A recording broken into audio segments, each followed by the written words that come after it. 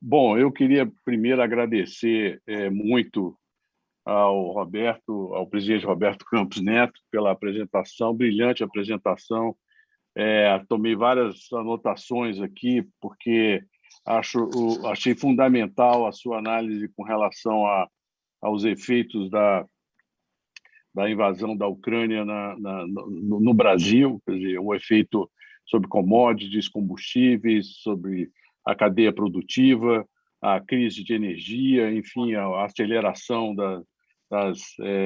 do uso de energias alternativas, como o Brasil está bem, vamos dizer, posicionado com relação a esse futuro. Enfim, eu vejo que o mundo, apesar do momento difícil, atrapalha menos do que poderia atrapalhar e que esse momento é um momento de grandes oportunidades para o Brasil. E espero que o Brasil contrarie aquela máxima que o seu avô, Roberto Campos, dizia, que o Brasil não perde a oportunidade de perder uma boa oportunidade. Então, eu espero que o Brasil não perca a oportunidade, essa boa oportunidade de resolver alguns problemas estruturais nossos e que efetivamente a gente possa se inserir na cadeia global de produção, termos uma logística mais inserida nesse mundo e que o próprio mundo entenda que o Brasil é uma grande oportunidade, porque, enfim, estamos sempre afastados dessas confusões geopolíticas que tanto incomodam. Agora, após esse breve introito, eu queria ir à minha pergunta, para não atrasar muito o nosso debate. Até que ponto, na sua opinião, essa queda no dólar pode reduzir o impacto do preço das commodities na inflação e aliviar, enfim, a nossa necessidade de crescimento da taxa de juros? Ou seja, como o senhor relaciona o dólar, commodities e inflação, quer dizer, obviamente, com viés de redução da taxa de juros, de potencial redução da taxa de juros no Brasil? Excelente pergunta, Murilo. Acho que, quebrando aí em partes, em fatores diferentes, eu acho que o câmbio, né, teve uma apreciação, como eu mostrei na apresentação, a melhor moeda aí do G20, né, quando a gente pega o acumulado no ano, com uma forte entrada de fluxos no Brasil. A gente vê uma realocação, né, de recursos um pouco saindo da China, entrando não só no Brasil, como em outros países, a gente vê essa realocação. Eu acho que um pouco também em função do conflito, um pouco uma antecipação de como vai ser essa geopolítica nova. Acho que no Brasil teve alguns fatores para essa entrada de dólar, acho que teve surpresa fiscal positiva, eu acho que teve um Banco Central que foi mais proativo. Eu acho que tem um tema de que existe uma nova realidade de inflação mundial e as empresas brasileiras operam bem num ambiente mais inflacionário.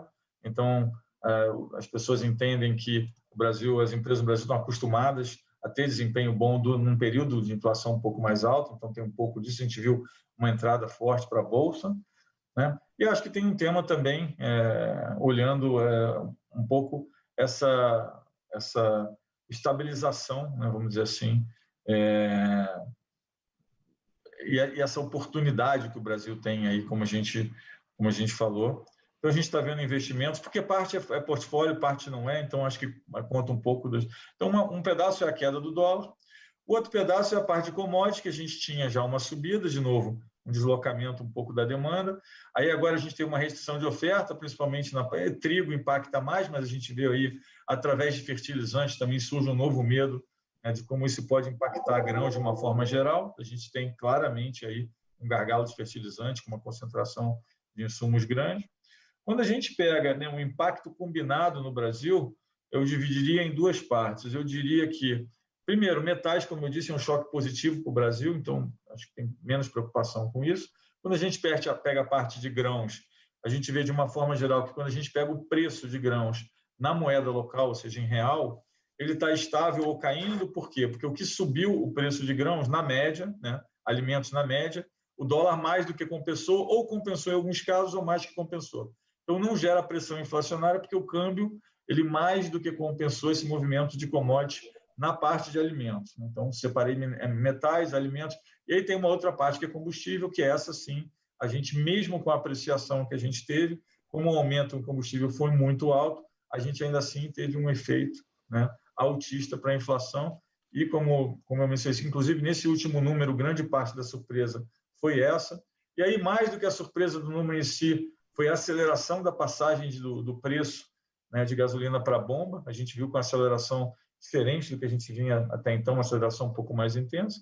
Então, mas isso aí só faz, na verdade, transferir um pouco da inflação de um mês para o outro.